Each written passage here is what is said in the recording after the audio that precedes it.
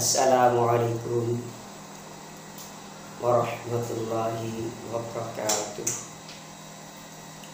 Alhamdulillahirabbil alamin wal aqibatu lil muttaqin wa ala alihi wa sahbihi ajma'in. Qala Allah ta'ala fi kitabihil karim, a'udzu billahi minasy syaithanir rajim. Bismillahirrahmanirrahim. Inna anzalnahu fi lailatul qadr wa ma adraka ma lailatul qadr.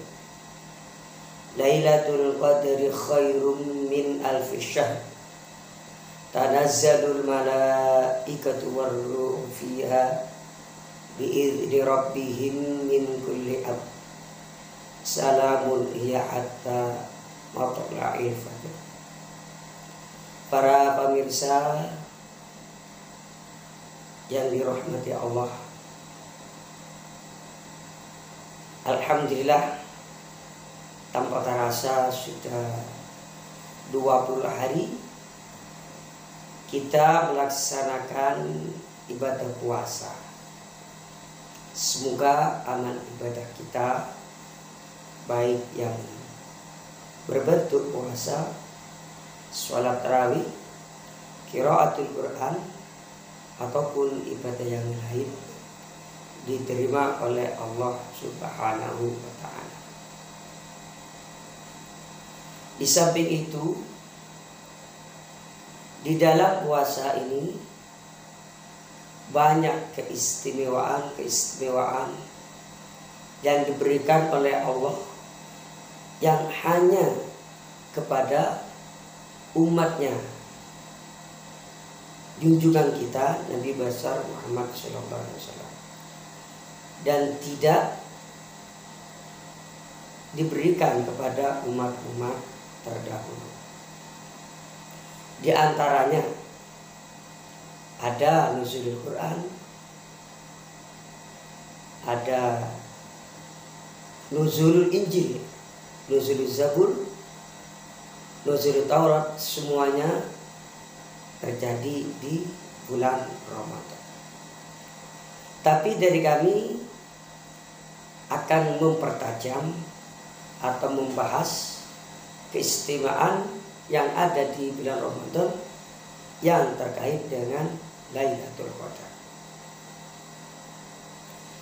Lailatul Qadar mengapa kok diberikan kepada umatnya Nabi Muhammad dan tidak diberikan pada umat terdahulu? Karena pada satu saat Rasulullah ini pernah munajat kepada Allah, menangisi tentang umatnya, nasibnya umat. Dan dia minta pada Allah, ya Allah, umat saya ini umat yang terakhir, kekuatannya enggak seperti umat yang lain, sudah jauh dari nabi-nabi sebelumnya, umurnya pendek-pendek, ibadahnya kurang, ya Allah. Kalau lihat kekuatannya tidak mungkin umat saya ini akan masuk surga, ya Allah. Kemudian mendengar dari ratapan itu, Allah Ta'ala mengabulkan dan memenuhi rintihan-rintihan yang telah disampaikan oleh Rasul. Setelah itu Allah Ta'ala memberikan Lailatul Qadar ini kepada umatnya Nabi Muhammad. Mengapa? Iya, karena umatnya Nabi Muhammad ini jika ibadah seperti umat terdahulu tidak mampu. Jika diberi Lailatul Qadar, meskipun hanya ibadah satu malam, maka itu sama halnya ibadah dengan 80 tahun. Ini diantara keistimewaan umatnya Rasulullah atau kita diberi Lailatul Qadar oleh Allah, yaitu berangkat dari apa? Kita ini termasuk umat yang lemah, Sehingga kalau tidak diberi fadl dengan Lailatul Qadar, maka tidak mungkin akan mendapat rahmatnya Allah, mendapat surga Allah. Terus untuk selanjutnya, di dalam Al-Quran itu kan sudah dijelaskan, yaitu di dalam surat Al-Qadar. Ibadah apa yang paling tepat yang ada di bulan yang akan dilaksanakan di malam Lailatul Qadar?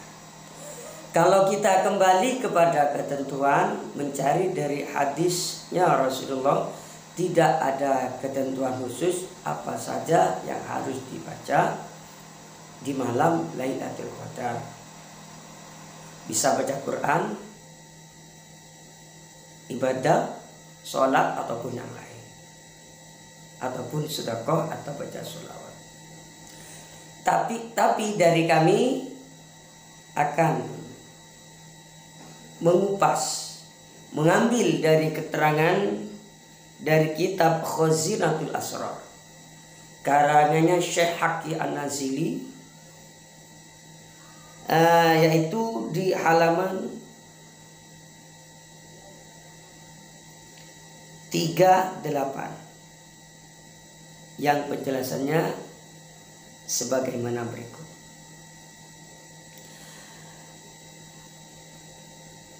Ibadah yang paling tepat menurut dalam keterangan Khazinatul Asrar yaitu melaksanakan sholat. Sholat ini tentunya sholat mutlak ya, karena di masa Rasulullah sholat Lailatul Qadar itu ada yang ada itu sholat mutlak. Tapi di sini ada penjelasan seperti ini: usolli sunnata Lailatul Qadri rakaataini makmuman atau imaman lillahi ta'ala. Saya sholat di malam Lailatul Qadar menjadi makmum atau menjadi imam karena Allah Ta'ala.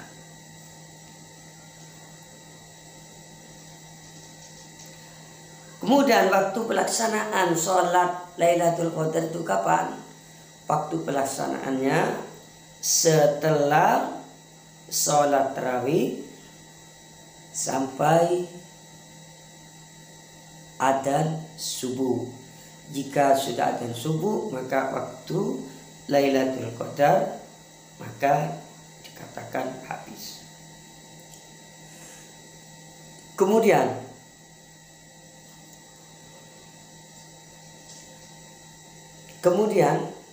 tata cara sholatnya gimana? Tadi itu kan waktunya sholat Lailatul Qadar yaitu setelah sholat tarawih, setelah sampai adzan subuh.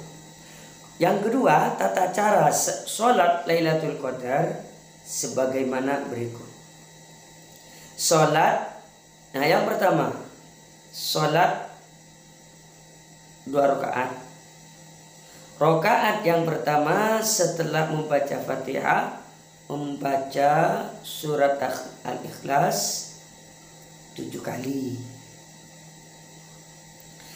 Setelah selesai sholat, baca istighfar yang bersifat astaghfirullah wa atubu ilaihi, astaghfirullah wa atubu ilaihi. Setelah itu berdoa, alhamdulillahirabbil alamin, Allahumma shalli wa sallim ala sayyidina Muhammadin wa ala sayyidina Muhammad. Allahumma innaka afun karimun tuhibbul afwa fa'fu anna ya karim.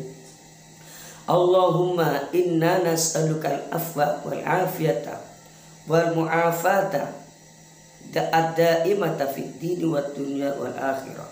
Rabbana atina fid dunya hasanah wa fil akhirati hasanah wa qina adzabannar.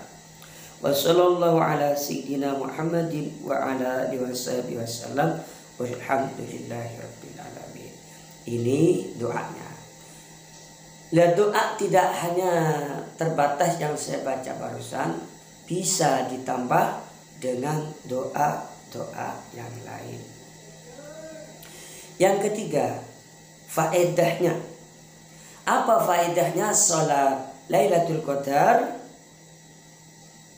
Faedahnya di sini ada 3. Yang pertama, orang yang sholat Lailatul Qadar kemudian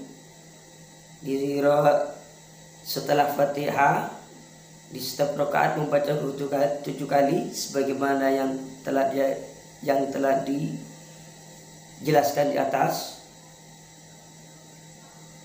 Kemudian tidak bangun dari tempat duduknya kecuali Allah telah mengampuni dosanya dan dosa-dosa kedua orang tuanya. Yang kedua, Allah akan mengirim malaikat ke surga untuk menanam pohon, membangun istana-istana, dan mengalirkan sungai-sungai di surga untuknya. Yang ketiga faedahnya, dia tidak akan meninggal dunia kecuali ia melihat semuanya. Keterangan ini diambil dari kitab Khazinatul Asrar halaman 38 karangannya Syekh Haqi An-Nasiri. Hadisnya sebagaimana berikut.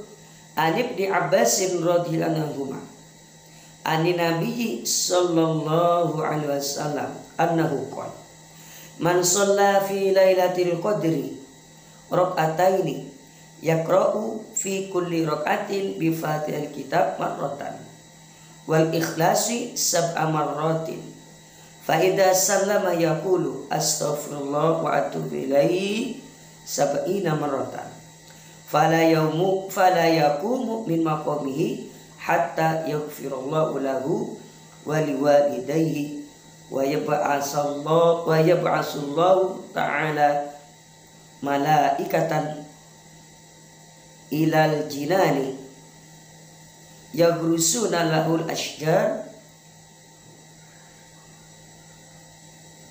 wa yabnuna lahul qusura wa yaj'aluna al-anhar wala yakhruju minad dunya hatta yara dzalika kulli kadza fil ihya. Keterangan ini di samping ada di dalam kitab Khazinatul Asrar juga ada di dalam kitab Ihya Ulumuddin. Ini tentang faedah